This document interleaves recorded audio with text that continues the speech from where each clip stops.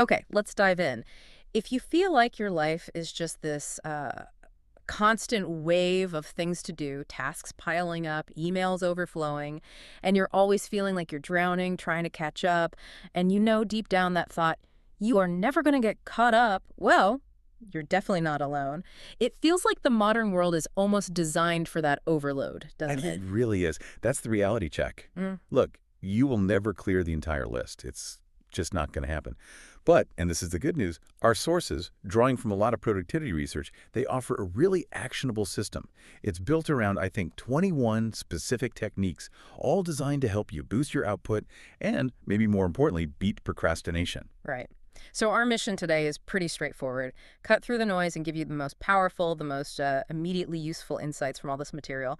We're structuring this whole deep dive around one really memorable metaphor. You might have heard of it. Eat that frog. Exactly. And no, we're not suggesting you actually eat amphibians, thankfully.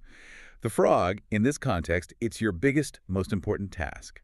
You know the one. It's that item on your to-do list you're most likely to put off, but it's also the one that, if you actually did it, would have the biggest positive impact on your work or your life. And this whole philosophy, it really comes from Mark Twain, doesn't it? He had these two basic rules for frog eating. He did. Simple but profound.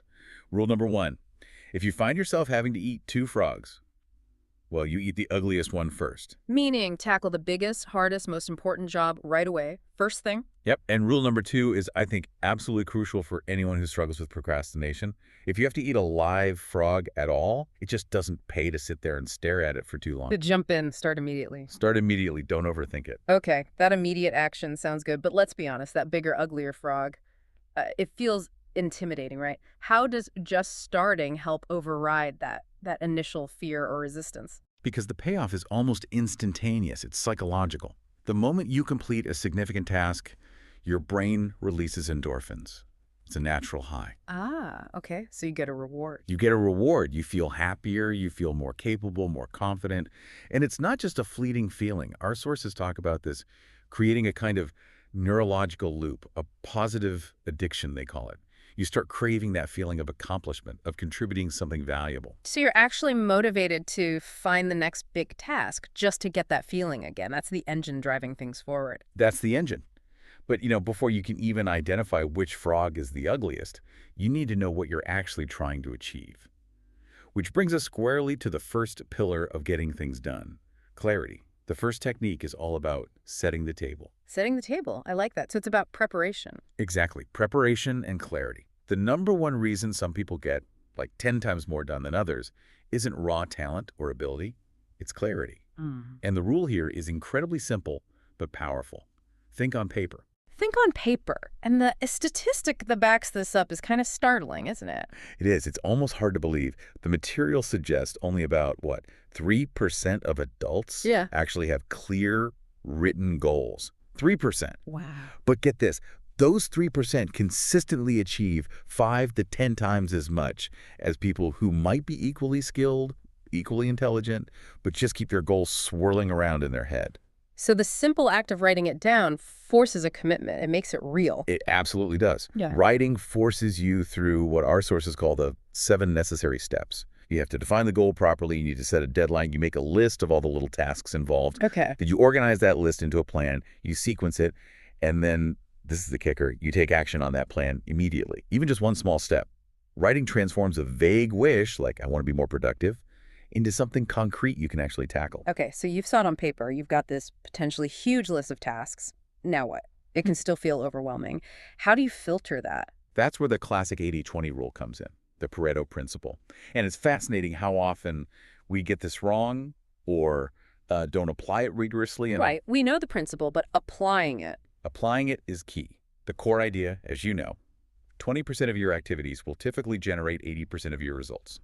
It's uncanny how often this holds true. So look at that list you just wrote.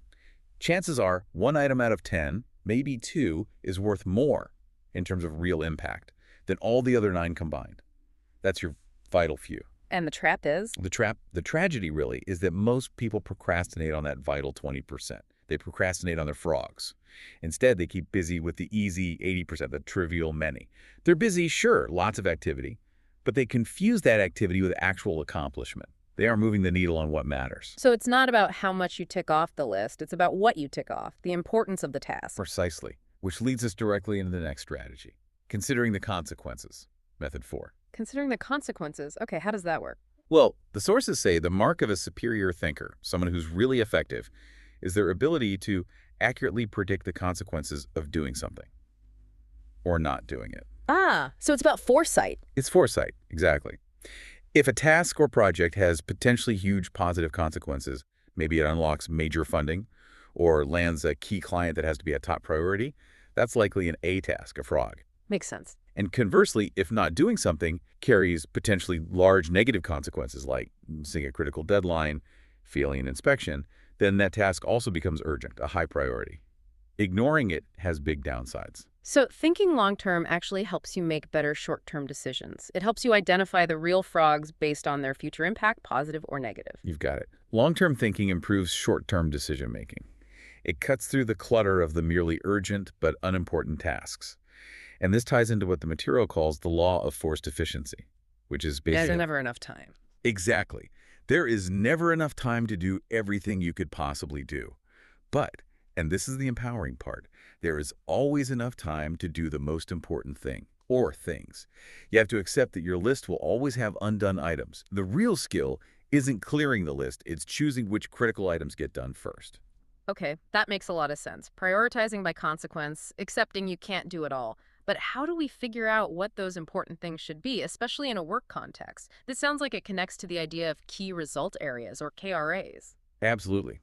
This moves us into method 7, focusing on key result areas. It requires some real self-analysis. You need to ask yourself, bluntly, why am I on the payroll? Okay, that's a direct question. It is. Your KRAs are the specific results you absolutely positively must get to do your job successfully. They're the outputs of your work that often become inputs for someone else's work. If you can't clearly define, say, your top 3 to 5 KRAs, you literally cannot identify your most important tasks, your frogs, correctly. You're just guessing. And there's this concept linked to KRAs about the weakest link, right? That sounds important. Critically important. You could be absolutely brilliant at, say, 7 out of your 8 KRAs. Yeah. World class.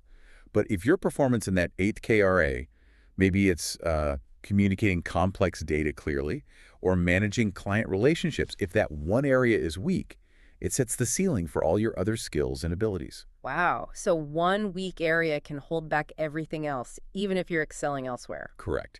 Your performance is judged by your lowest critical KRA. It determines the overall height you can reach. So this leads to maybe the most powerful question for career development.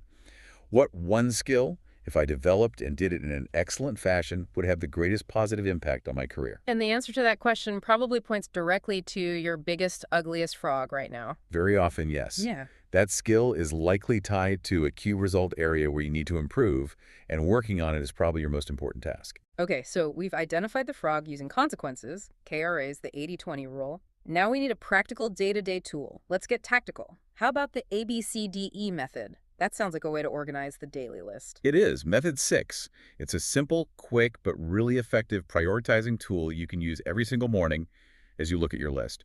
You basically grade your tasks. Okay, A, B, C, D, E. What do they stand for? A tasks are the must-do items. These are your frogs for the day. There are serious negative consequences if you don't get these done. And if you have multiple A tasks, you don't just leave them as A, you prioritize within that list. A1, A2, A3. Your A1 is your absolute ugliest frog for the day. Got it. A1 first, no matter what. What about B? B tasks are things you should do. They have mild consequences if you don't do them. Maybe someone is inconvenienced or something gets slightly delayed. Think of these as the tadpoles. And the absolute unbreakable rule here is the key to making this work. You never do a B task when there's an A task left undone. Resist the temptation to clear the easy stuff first. That's the discipline. Okay, what about C, D, and E? Quick rundown. C's tasks are things that are nice to do. Checking news sites, having a non-essential chat with a colleague. There are 0 consequences if you don't do them. D stands for delegate. Can someone else do this? If so, delegate it to free up your time for your A tasks. And E is for eliminate. Look critically at your list. Are there things you're doing out of habit that just aren't necessary anymore? Maybe a report nobody reads. Eliminate them. So ABCDE gives you the daily ranking, but you just mentioned C, D, and E tasks. The nice to-dos, the things to delegate or eliminate. What if they're still cluttering things up? This seems to lead into another concept, creative procrastination. Yes, method 5. Creative procrastination. It sounds like an oxymoron, doesn't It it? does a bit. Procrastination is bad, right? Well, unconscious procrastination on important things is bad. Creative procrastination is the opposite. It's the deliberate, conscious decision to put off or even ignore low-value tasks. The sources call these posteriorities, the opposite of priorities. You intentionally delay the C's, D's, and E's to make sure you have maximum time and energy for your A1 frog. It's not lazy, it's strategic. Okay, so it's about choosing what not to do. It sounds like the most important word in creative procrastination might just be no. Bingo! That's the key. You only gain control over your time and your life to the extent that you stop doing things of lower value.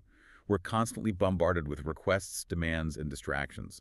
Mastering the art of saying no, politely, professionally, but firmly, to things that don't align with your A tasks, that's probably half the battle won right there. Wow. Saying no strategically. Okay, so let's recap. We've figured out what the frog is using, KRAs and 80/20. We've prioritized it for the day using ABCDE. We've cleared the decks using creative procrastination and saying no. Now comes the really hard part for many people, actually starting that big, intimidating A1 task, overcoming the inertia. This is where the mental game gets really important. And we need tools to break down that feeling of overwhelm. The sources offer a great analogy. Think about crossing the Sahara Desert. Specifically, a vast, flat, featureless section called the Tenasruft. Okay, the Sahara. Sounds daunting. It is. Historically, the way people navigated across this hundreds of mile stretch was by using black oil drums, placed about every 5 kilometers apart, just barely visible on the horizon. Ah, so you weren't aiming for the other side of the desert. Exactly. If you thought about the entire massive desert, you'd be paralyzed. It's too big. But the goal was simple. Just get to the next oil barrel. Focus only on that single visible step you can take right now. I see. So stop looking at the whole enormous project, the whole frog. Just focus on the very next concrete action. That's the mental trick. Break it down. And there are two really practical techniques for this. The salami slice method and the Swiss cheese method. Methods 10 and 18, I believe. Salami slice. That sounds like the classic eat the elephant one bite at a time. Just commit to doing one small, defined piece of the larger job. Precisely. Lay out all the steps, like slices of salami, and just focus on completing the next slice. And the Swiss cheese method is slightly different, but achieves the same goal.